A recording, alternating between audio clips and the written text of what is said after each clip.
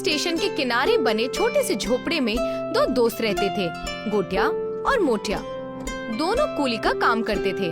लाल कपड़े में लिपटी कूली की पट्टी उनके माथे की पहचान बन चुकी थी। गर्मी हो या सर्दी, बारिश हो या धूप, ये दोनों साथ में मजदूरी करते और साथ में हंसते। मोटिया पतला दुबला, चंचल और मुस्कुराता रहता। गोटिया थोड़ा मोटा था, थोड़ा शांत, लेकिन बेहद नेक दिल था। एक रात खाने के बाद दोनों झोपड़ी के बाहर बैठे थे। अरे मोटिया, सोचा है जब अपना घर होगा ना, ईंट वाला, छत वाला, तेरे बर्तन धोने का काम मैं करूँगा। और मैं हर रविवार तुझे गरम गरम पूरी और भाजी बनाकर खिलाऊंगा।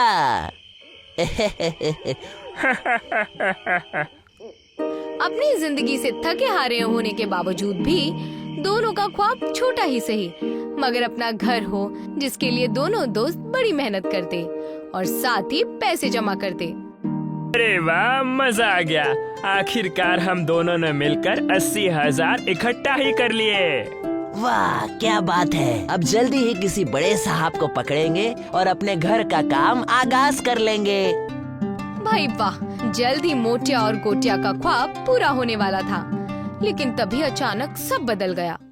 मोटिया की तबीयत अचानक खराब होने लगी।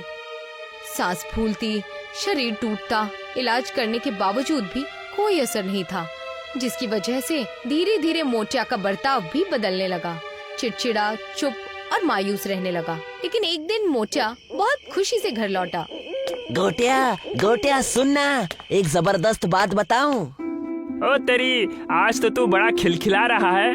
भाई, ऊपर वाले ने सुन ली हमारी। आज स्टेशन के पास एक आदमी से मुलाकात हो गई। मोबाइल पर किसी से घर के बारे में बात कर रहा था। मुझे लगा वो काम का आदमी है, तो मैंने भी बात की। और भाई, वो तो सीधा बिल्डर का आदमी निकला, दलाल है। क्या बात कर रहा है? फिर आगे क्या हुआ? उसने बोला एक छोटा सा 1 BHK घर है, रेलवे क्वार्टर्स के पीछे। सिर्फ 80,000 का टोकन देना है अभी, फिर वो हमारे नाम की बुकिंग कर देगा। 80,000? ये बात तो वैसे अच्छी है, लेकिन वो इंसान भरोसे लायक तो है ना? अरे हाँ बाबा, लेकिन तू ज्यादा मत सोच। अब जल्दी से मुझे सारे पैसे दे दे, मैं कल ही जाकर उसे पैसे दे दूंगा। तुम भी साथ चलना, ठीक है? दलाल के बारे में सुनकर गोटिया जितना खुश था उतना ही डरा हुआ था। कौन जाने वो दलाल कैसा था। उस पर यूं भरोसा करना उसे सही नहीं लग रहा था। लेकिन मोटिया को खुश देख उसने उस बात को अनदेखा कर दिया। महीनों से जो मोटिया टूट चुका था, वो आज उम्मीद से भरा हुआ था। उसकी आंखों में फिर से वही चमक थी। इसीलिए गोटिया ने पैसे देने के लिए हाँ कह दी।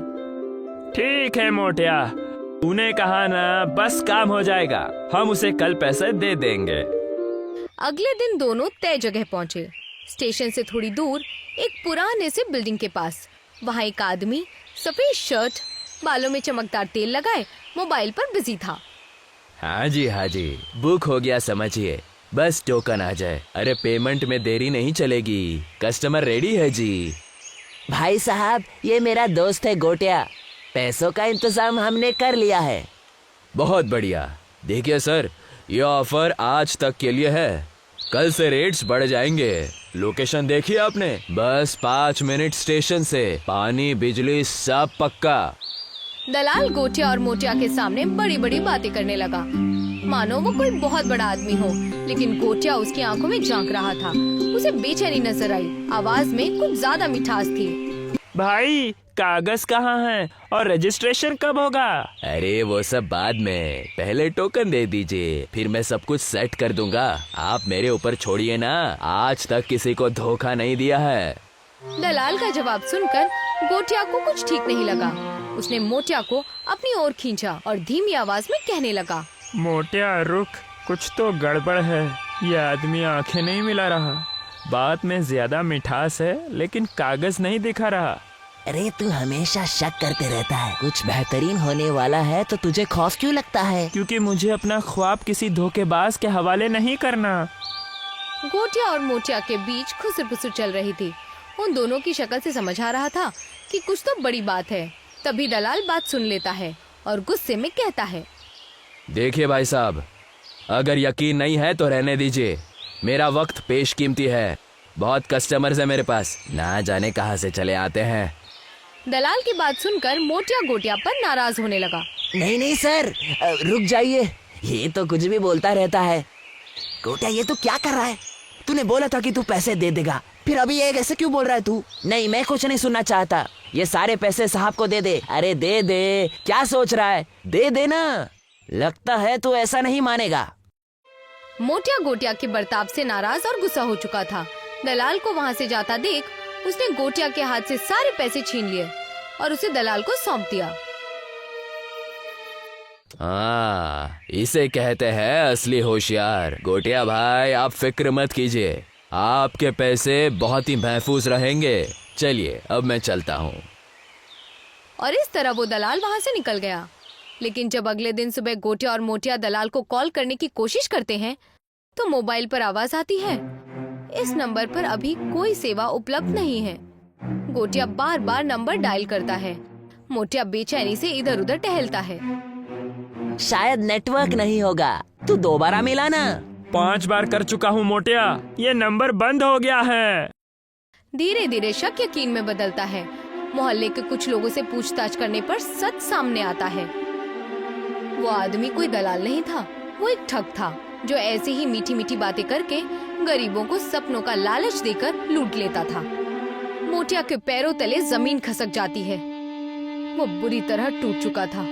शाम को जब वो घर लौटता तो उसका चेहरा मायूस था। गोटिया ने जैसे ही उसे देखा, कुछ कहने ही वाला था कि मोटिया ने खुद बोलना शुरू कर दिया। गोटिया, माफ कर दे यार, मैंने तुझसे जबरदस्ती की। तेरा पैसा, तेरा यकीन, सब कुछ डुबा दिया मैंने। पैसे की बात छोड़ दे मोटिया, लेकिन तुझे क्या हुआ? तू ठीक तो है ना? तेरी हालत दफतन इतनी खराब क्यों लग रही है? शायद नहीं, दरअसल मुझे कुछ महीनों पहले डॉक्टर ने बताया था कि मेरे जिस्म में एक बहुत गंदी बीमारी है। फेफड़ों में इन्फेक्शन है जो अब बढ़ चुका है। शायद मेरे पास अब वक्त नहीं है। ये बात सुनकर गोटिया हक्का बक्का रह गया। उसे कुछ समझ नहीं आ रहा था। उसने जैसे तैसे खुद को और मोटिया को संभाला। तभी मुझे माफ कर दे भाई, मैंने जो भी किया दोनों के लिए किया। जब मुझे पता चला मेरे पास वक्त कम है तो लगा कि कम से कम मरने से पहले तुझसे किया हुआ वादा मुकम्मल करूं और एक घर ले लूं। इसी जल्दी में मैंने गलती कर दी। मैं लालच में आ गया और सब बर्बाद हो गया। अबे मोटिया, पागल है क्या तू? देख, जो हुआ सो हुआ, अब जाने दे उस बात को। तूने जो भी किया हम दोनों के लिए किया, बस बात खत्म। तो अब ज्यादा सोचने की जरूरत नहीं है। गलती तेरी नहीं है, उस दलाल की है। उसे तो मैं छोड़ूंगा नहीं, लेकिन तू अब खुद को इल्जाम देना बंद कर, ठीक है? मैं हूँ तेरे साथ। मोटिया की आंखों से आंसू बहने लगे। उस दिन के बाद से मोटिया ने कुली का काम बंद कर दिया।